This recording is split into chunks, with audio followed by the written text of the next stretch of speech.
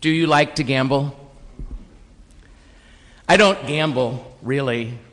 It's just not something I myself have never really gotten into, though when I was young, there were some unnecessary risks I took that could have gotten me killed.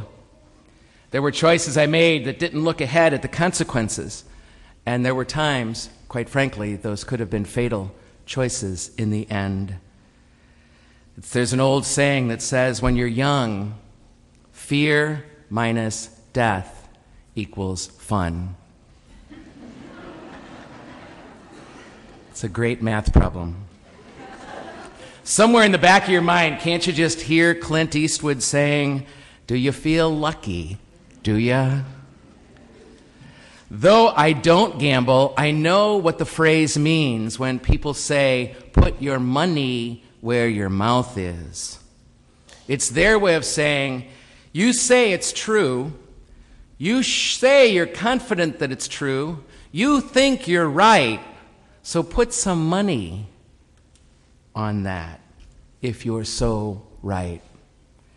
And there has been many a wager I've made over the years and have lost because I thought I was right. I'm not a gambler, but gambling is one of America's biggest businesses right now. $500 billion annually is spent on gambling. Americans every year spend as much on gambling as they do on the family food budget. Apparently, at this point in time, there are 37 state lotteries in 23 states, and 225 Indian reservations have casinos and gambling legal. As you and I both know, there's a lot of suffering attached to gambling, too. The suicide rate is higher in cities or states where gambling is legal. Missouri is one of them. We've seen the stupidity of gambling some things.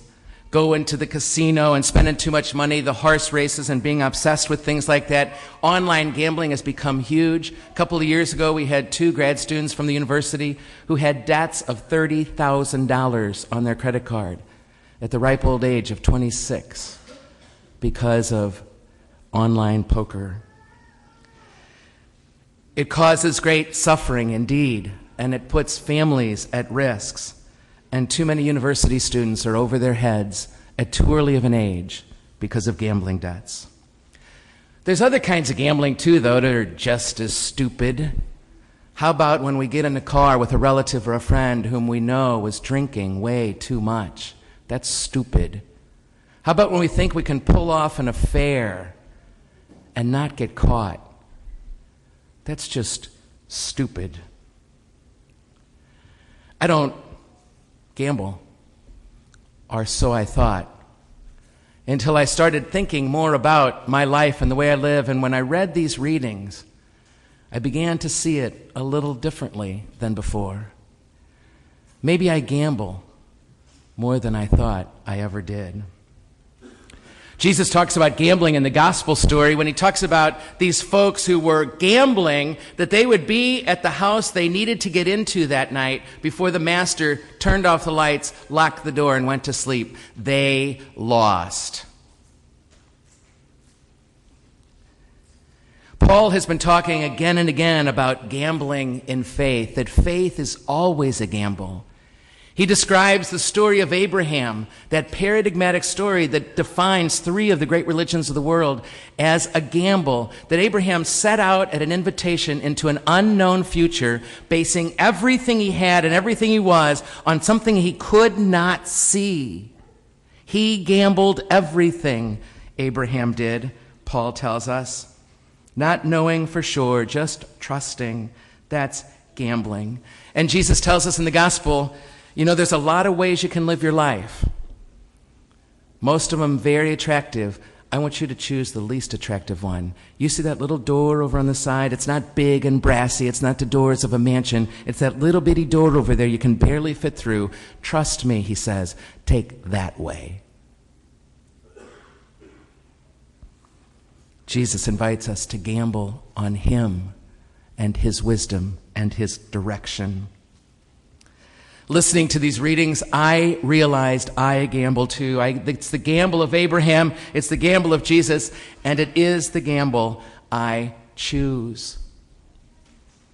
For example, I choose to gamble that there's a God. I've gambled my life, on the reality of a mystery we call God. Stupid? And not only have I gambled my life on the existence of God, I've gambled my life on the existence of a God who is love, who is self-giving, self-emptying love. I've gambled my life that forgiveness is possible, that forgiveness between human beings and between nations is a possibility still, as awful as things have gotten between us. I've gambled that it matters to pray, that when I spend time praying, that it's not for nothing, and that coming to Mass like this is worth something more than I know even sometimes, and that this stuff we do here together in this hour on Sunday morning is for real, that this is real stuff that matters more than I know sometimes. I've gambled that trusting, even though we get hurt, is still the best way to live, and that trying to live a vulnerable life, as poor as I am at it, as defensive as I get, that living a vulnerable life is where life really happens for me and for us. I've gambled that love is worth it, that it's really worth it, and that any sacrifice I or any of us make for love is worth it, no matter what the cost. I've gambled that learning is one of the great joys of life. Learning means stepping outside the bubble of the way I've always thought, stepping outside the box of how I assume the world to be, and reading things and going to talks that are different than I normally tend to think. And even though that learning might make me insecure for a time, that it is the joy of life. I've gambled that there's more to life than meets the eye. There's a whole nother world that's happening right now in this very place. And finally, I've gambled that being human is the holiest thing. That even though I keep bumping up against my and other people's human limitation, and my mortality and yours, that being human is the holiest thing. I have wagered everything on that.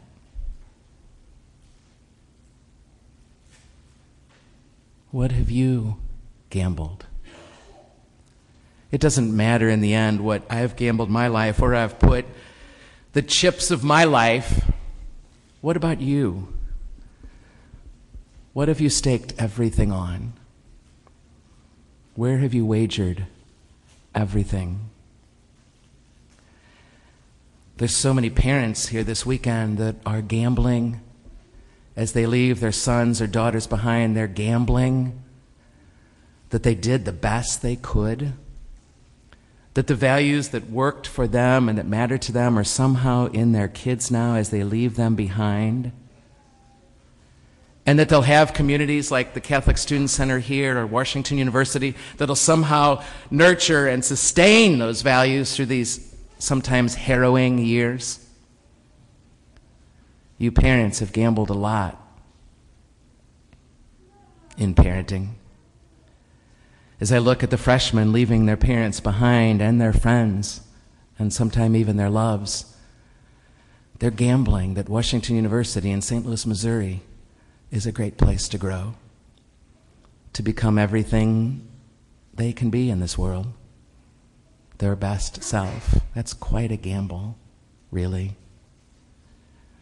I look at Javi and Julie presenting little Gabriel today, What a gamble that this messy, finite, flawed community we call church can be the beginning place of salvation for their child. What a gamble parents make when they present a tiny little vulnerable baby for baptism. What have you wagered everything on that matters that much? Where have you taken the gamble? What matters is that we do. I think you know that. I think it's true. It's time for you and I to put our money where our mouth is. The message of Jesus is clear. It is so worth it. Put all your chips right here. On that, I would bet my life.